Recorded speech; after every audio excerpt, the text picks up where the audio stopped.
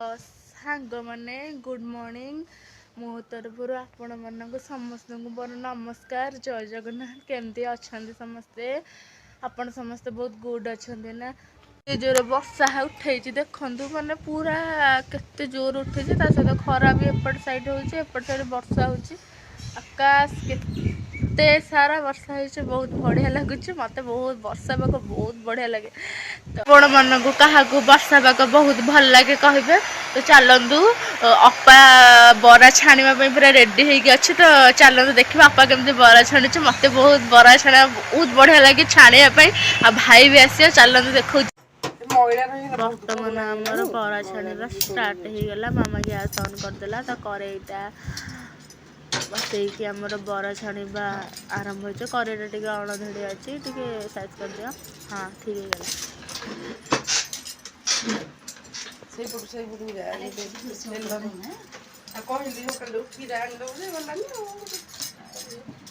ତ ଅପା ଆମର ପୁରା ରେଡି ବରା ଛାଣିବା ପାଇଁ। ଭଲସେ ମିକ୍ସ କରୁଛନ୍ତି ସୁଜି ଆଉ ବିରିକୁ। ତାପରେ ଅଏଲ୍ ଢଳା ହବ, ଦେନ୍ ତାକୁ ଫ୍ରାଏ କରାହବ, ବରା ଛଣା ହବ। ଇଏ ପକୋଡି କିଏ ବରାରେ ଦା ପକୋଡି ବରି ଖାଲି ଏଇଟା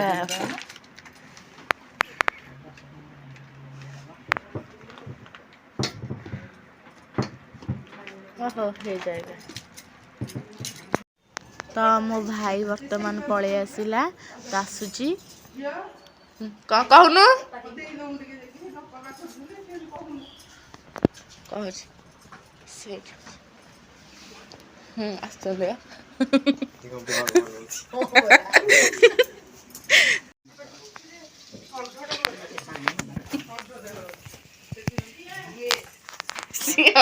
ଅନ୍ କଲେ ଭିଡ଼ିଓ ଜାଣିଦଉଛି।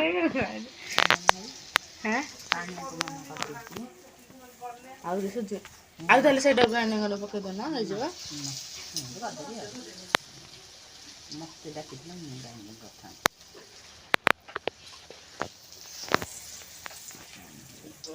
ମାନେ ଦାଦାଙ୍କ ଘରକୁ ଯାଇକି ଆସିବଟି। ଦାଦା ଘରକୁ ଯିବୁ ଯେ? ଓହୋ ସେ ଯୋଉ ସେ କହୁନି ଘରକୁ ଯିବା।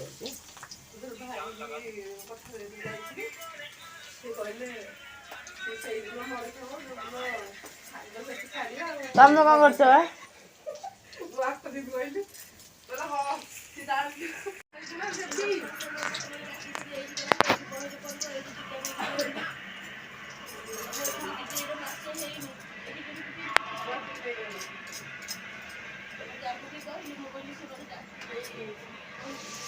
ଆମ ବରା ଏବେ ପ୍ରସ୍ତୁତ ହେଇଗଲା। ଆମେ ତାପରେ ଥାଳିକୁ ନେଇକି ପୁରା ଟୁପ୍ ଟୁପ୍ କରି ଖାଇଦବୁ। ବର୍ଷା ପାଗରେ ବରା ପକୁଡ଼ି ଖାଇବାର କିଛି ମଜା ହିଁ ଅଛି। ତ ଏଠି ଦେଖନ୍ତୁ ମୋ ଭାଇ ବସିକି ଫୋନ୍ ଦେଖୁଛି। ତ ସେ ଜାଣିପାରିନି ନା ଅନ୍ ଅଛି, ନହେଲେ ଉଠିକି ପଳେଇବ। ସେ ଇନଷ୍ଟାଗ୍ରାମ୍ କରେ ସବୁ କିଛି, ଦେନ୍ ଟିକେ ଲାଜ କରୁଛି। ଆଉ ଏପଟେ ଅପା ବରା ପୁରା ଛାଣି ସାରିଲେଣି। ତ ଆମେ ଏବେ ଖାଇବାକୁ ଅଧିକ ଅଛି ଆଉ ଖାଇଦବା ଆମେ ହେଲା। ସେଇ ଡାଇଲଗ ଟିକେ ମାରୁନ, କହୁନ। ହଉ କୁହ କୁହ। ଏତେ ପଖାଳ ଅଛି କହୁଛନ୍ତି ଆଉ ଭାତ ରାନ୍ଧିବେ। ନାଇଁ ନାଇଁ ସେଇ ପଖାଳ କୁହ କୁହ। ବଢିଆ ଢଗଡ ମାରିଥିଲ, କହୁନ କୁହ। ଅପା କହୁନ ଗୋଟେ ଥର କୁହ। ମୋର ଆଉ ମନ ନାହିଁ। ମୋ ଧନ ବସିଛି ଆଉ ପୁରା ସୁନ୍ଦର ହେଇକି। ଧନ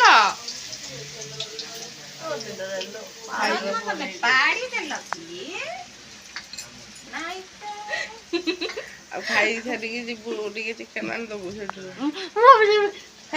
ଚିକେନ ଆଣିବାକୁ ଯିବି। ଆଜି ନ ଆଣିଲେ କିନ୍ତୁ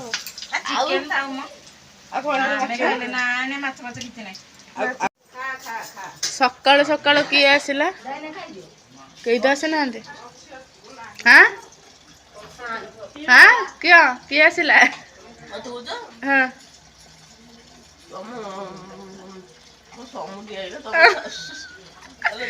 ମୋ ସମୁଦ୍ର କିସ ଆସିଲା।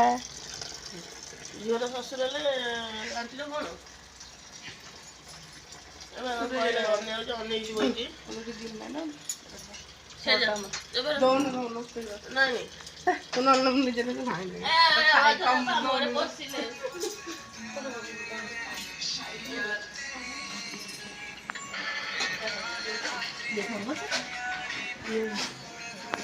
ଦେଖୁଛି ତ ଭାଇର ପିଇସାର ବର୍ତ୍ତମାନ ଖାଇସାରିଲେଣି। ତ ଆମେ ଏବେ ଦୁଇ ଭଉଣୀ ଯାକ ଖାଉଛୁ। ଆମେ ଦୁଇ ଭଉଣୀ ସବୁବେଳେ ଏମିତି ସାଙ୍ଗରେ ଖାଉ। ବାବା ଥିଲେ, ମାମା ଥିଲେ, ଆମେ ସମସ୍ତେ ଚାରିଜଣ ମିଶି ଖାଉ। କେତେବେଳେ ବି ଅଲଗା ଖାଉନା ଆଜି ପର୍ଯ୍ୟନ୍ତ। ତ ଆଗକୁ କେବେ ବି ଖାଇବୁନି। ତ ପାକୁନ ଏବେ ଖାଇ ଦେଇକି ସେ ତାର ଟ୍ୟୁସନ୍ ଯିବ। ଚାଲନ୍ତୁ ଆଈ ପାଖକୁ ଯିବା। ଆମ ଆଈ ପାଖକୁ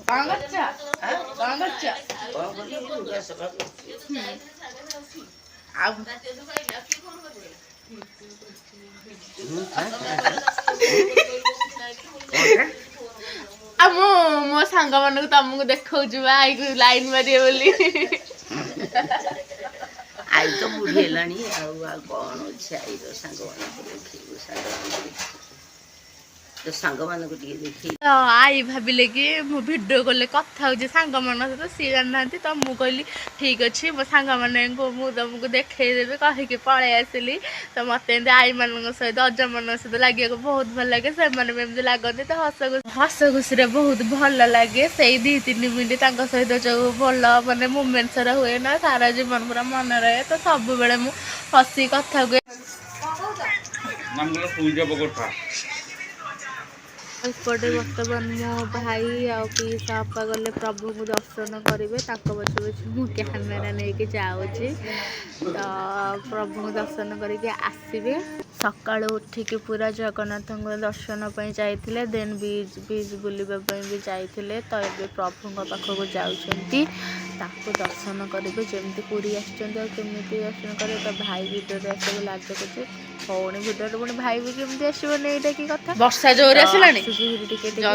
ତ ବର୍ତ୍ତମାନ ତାଙ୍କୁ ଛାଡ଼ିବା ପାଇଁ ଆସିଛି ଗେଟ୍ ବାହାରକୁ। ତ ତାଙ୍କୁ ଛାଡ଼ିଲା ପରେ ମୁଁ ଭିତରକୁ ଯିବି। ତ ଭାଇ ବର୍ତ୍ତମାନ ଭାଇ ତ ଲାଜ କରୁଛି ଆଉ। ତ ସେମାନେ ଯିବେ।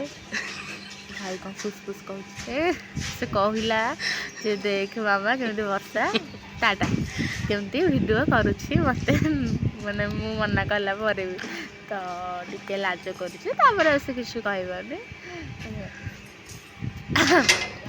ତାପରେ ସେମାନେ ଯାଇକି 3ଟାରେ ଆସିବେ। 3ଟାରେ ଆସିଲା ପରେ ପୁଣି ଖାଇକି ସେ ତାଙ୍କ ଗାଁକୁ ଆଜି ପଳେଇ କହୁଥିଲେ। ଭଲ ଲାଗୁଥିଲା ବହୁତ, ପଳେଇଲେ ବହୁତ ଟାଟା। ହଁ, ତ ସେମାନେ ଗଲା ପରେ ମୁଁ ହଠାତ୍ ମାର୍କେଟକୁ ଆସିଛି କିଛି ପରିବା ଆଉ ମୋ ପାଇଁ ହଳଦୀ ନେବା ପାଇଁ। ତ ମାନେ ମୁଁ ଗୋରା ହେବା ପାଇଁ ମୁହଁରେ ଲଗାଉଥିଲି ମେଡ଼ିସିନ୍। ତ ସେଥିରେ ମୋର ବହୁତ ଲସ୍ ହେଲା। ମୋ ମୁହଁ ପୁରା ନଷ୍ଟ ହୋଇଯାଇଛି। ତ ସେଥିପାଇଁକି ମୁଁ ହଳଦୀ ଲଗାଇଲେ ଭଲ ହେଇଯିବ ବୋଲି ଡକ୍ଟର କହିଲେ। ତ ମୁଁ ଏଇ ହଳଦୀ ନେବା ପାଇଁ ଆସିଛି। ଏଇଟା ବ୍ରହ୍ମପୁର ଦୋକାନ। ଏଠି ବହୁତ ବଢ଼ିଆ ଖଟା ଆଉ ଏହାର ହଳଦୀ ବଢ଼ିଆ ବେପାର ହୁଏ। ତ ସେଥିପାଇଁ ମୁଁ ୟା ପାଖକୁ ମାନେ ଭାଇଙ୍କ ପାଖକୁ ଆସିଛି ହଳଦୀ ଦିନ ହେଇଗଲା ଦିଅନ୍ତୁ। ହଁ, ତ ମୁଁ ତ ବାହାରକୁ ଯିବି। ତ ହଳଦୀ ବାବା ସେଠିକି ପଠେଇଦେବେ। ତ ମମି ପାଇଁ କିଛି ରହିବ, ତ ବାବା କିଛି ରଖିବେ। ଏମିତି ଖାଇବାରେ ତ ବହୁତ ଟେଷ୍ଟି ଲାଗେ ହଳଦୀ। ଆଉ ମୁହଁରେ ବି ବହୁତ ବଢ଼ିଆ ଗ୍ଲୋ କରେ। ପଇସା ଦିଅ। ତ ବର୍ତ୍ତମାନ ଆମ ଚୁଇଁ ପୁରା ବଟପିଲା ହେଇଗଲାଣି। ତ ଚୁଇଁ ସେଥିପାଇଁ ଲାଜ କରୁଛି। ଗାଁରୁ ଆସିଲା ପରେ ବି ସେଠିକି ଯିବେ। ଏଇଠି ଟିକ୍ ଟିକ୍ ଟିକ୍ ଟିକ୍ ଟିକ୍ ଟିକ୍ ଟିକ୍ ଭାଇ ଆସିଛି। ତ ପୁରା ଭାଇ ଆସିଛି। ଆଉ ତୁ ଆସି ଦେଖୁଛେ ସିଏ ବସିକି ପପେଟ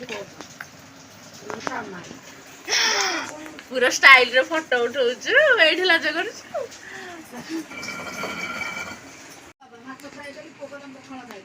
ପଖାଳ ମାଛ ଭଜା, ଆମ୍ବ ଆଉ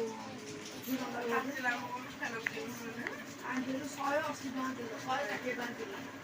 ଆଣିଥିଲୁ 3ଟା ଆମ୍ବ କେତେ ଟଙ୍କା ଦେଇ ଗୋଟେ 80 ଟଙ୍କା 90 ଟଙ୍କା 90 ଟଙ୍କା ଅଧେ କିଲୋ ଆଣିଥିଲୁ। ଡାଳିମ୍ବ 2ଟାକୁ 80 ଟଙ୍କା। ଏଇ ଟୋକେଲା ଡାଳିମ୍ବ ଖାଇବୁ 2ଟାକୁ 90 ଟଙ୍କା। 90 ଟଙ୍କା 2ଟା 200 ଟଙ୍କା କିଲୋ। 200 ଟଙ୍କା 2ଟାକୁ କିଲୋ 90 ଟଙ୍କା।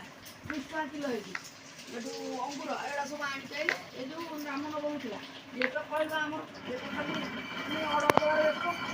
ମୁଁ କହିଲି କାହିଁ ସେ ଆମ୍ବ ନା ହଉ ଆମେ ରାମନବମୀ ଥିଲା ଜାଣିଛୁ କ'ଣ ଆଳୁ